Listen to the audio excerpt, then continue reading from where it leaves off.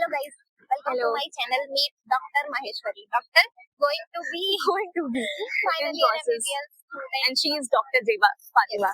जैसा कि आप सब लोग को पता है. तो नीट यूजी में अब बचे हैं 4 महीने, ठीक है. तो इनसे पहले पूछते हैं इनकी स्ट्रेटजी और अब क्या करना चाहिए इन बचे हुए 4 महीने में.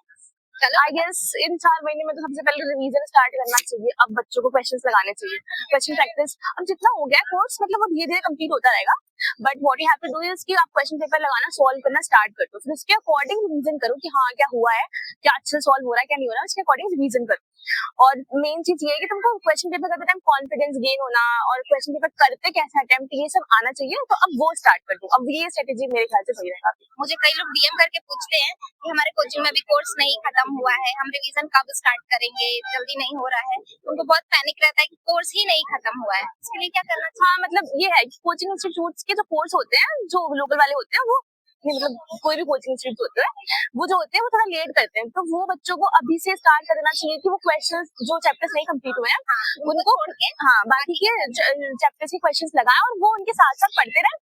जिस दिन कंप्लीट हो रहा है उस दिन उसको क्वेश्चन प्रैक्टिस करें क्योंकि उसको टाइम नहीं मिलेगा क्वेश्चन प्रैक्टिस. हमारे में कब कोर्स खत्म हुआ था? मार्च शायद अप्रैल के भी स्टार्टिंग में. सुबह शाम सुबह से लेकर रात तक. और जो टॉपिक बचा था ना इतना इम्पोर्टेंट सारे इम्पोर्टेंट फिजिक्स के टॉपिक्स.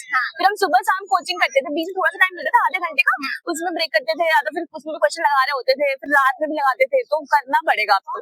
और मतलब हम लोग का ये था ना कि हम लोग चाह के भी कोचिंग स्किप नहीं कर पाते थे क्योंकि इतना इम्पोर्टेंट टॉपिक वो भी फिजिक्स का केमिस्ट्री का रह गया था कि वो किए बिना एग्जाम में जाते तो कुछ नहीं होता. और सर हाईएस्ट स्कोरिंग चैप्टर्स होते थे. हम लोग के सर का ये स्ट्रेटेजी था कि स्कोरिंग चैप्टर को एकदम एंड में पढ़ाएंगे जिससे याद रहेगा, रिवीजन की जरूरत नहीं करनी होगी, ज्यादा की जरूरत नहीं होगी और एग्जाम में याद रहेगा. प्रैक्टिस करके आराम से डायरेक्ट एग्जाम में कर सकते हैं. और एक्चुअल में ऐसा होता था. सुबह से लेकर रात तक क्लास चल रही है फिर भी हम लोग उतना नहीं थकते थे क्योंकि सर का पढ़ाने का अंदाज बहुत अच्छा होता था, है ना. और क्वेश्चन प्रैक्टिस भी अच्छी खासी होती थी, ज्यादा अलग से करने की जरूरत नहीं होती थी. बस जो शीट मिलता था वो लगाते थे. शीट मिल गया 10-15 क्वेश्चन करिए तो करिए, नहीं तो क्लास में सर ने जो एग्जांपल दिए जो क्वेश्चन दिए उतने में ही वो इम्पोर्टेंट चैप्टर थर्मोडायनेमिक्स एंड कौन से चैप्टर इलेक्ट्रोस्टैट्स तक भी कंप्लीट नहीं कराते थे. रोटेशनल मोशन ये सब लास्ट में कराया है. सारे चैप्टर्स लास्ट में कराते थे और लास्ट में हमें कोई रिवीजन की जरूरत नहीं पड़ती थी. बट अब ऐसा हो गया है कि अब ज्यादातर लोग ऑनलाइन कर रहे हैं, उनको खुद से कोर्स करना पड़ रहा है. तो आप अपने हिसाब से टाइमिंग देख सकते हैं. हाँ जब आपका टाइमिंग, आप हर एक टाइम को यूज करो. Every second matters. अभी जो टाइम है अभी एक एक चीज आपका इम्पोर्टेंट है, एक टाइम इम्पोर्टेंट है. तो अभी आप आउटिंग मत करो दोस्तों के साथ हमारे तरह. अभी सिर्फ पढ़ाई फोकस करो. आउटिंग बिल्कुल नहीं कर रहे हैं. अब तो नहीं. जब नीट नहीं हो जाता है ना किसी शादी में जाना है ना आउटिंग करना है, सिर्फ पढ़ना है. हमने भी कुछ अटेंड नहीं किया था भाई. घर की शादियां होती थी हम अटेंड नहीं कर पाते थे यार. मेरा जब नीट था तो मेरी कजन की शादी थी, बनारस में ही थी और मैं रात में 10 बजे कोचिंग करने के बाद वहाँ शादी में पहुंच रही हूँ. जब सारा हल्दी का प्रोग्राम खत्म हो गया तो मैं जा रही हूँ बस मिठाई खाने. ऐसा ही होता था यार. मैं बिल्कुल अफोर्ड नहीं कर सकती. खुद को भी गिल्ट होता था बहुत गिल्ट होता था अगर हम टाइम वेस्ट करते थे. तो इसमें तो गिल्ट तो सबको होता है लेकिन उस गिल्ट का करना क्या है, टाइम वेस्ट करो ही मत. पहली बात तो ये है. और बैकलॉग्स मत क्रिएट करो, बैकलॉग को धीरे धीरे करके कवर करते रहो.